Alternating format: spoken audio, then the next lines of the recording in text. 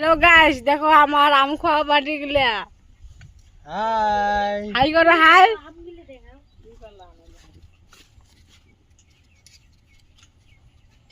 সবাইকে দেখো, আর কাই কাই খাইবেন আইসেন।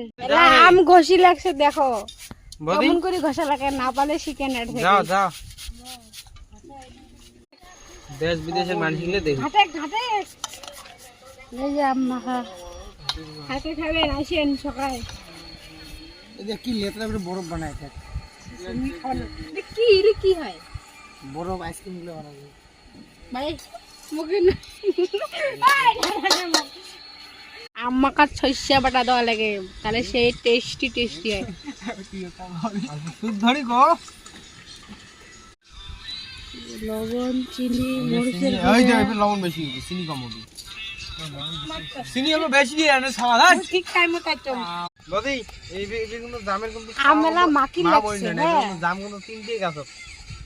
আমার একটা গাছের জাম ধরছি, পানির একটা গাছের জাম ধরছি। জাম গাছ আর তিনটাই নাই, সবাই খাবে, খাবার জন্য অপেক্ষা করে আছে। এই যে জাম খাওয়ার কিছু নেই, জাম এনে খাইলে সবাইকে দেখান। আমি দাদু কবি বলে জানে, দাদু কাটছে খাইছি। ও দাদু কাটে না, দাদু বেটা কাটছে ওইটা। তা তো বেটা কাটছে না, হ্যাঁ কথা। মরিচের গুঁড়ো করে আনে বলে আলু দে আবো সব শেষ। দেখলে চিলি ভাই ছাড়ো না দাল দেখ কুমির আমরা চাই দেখ।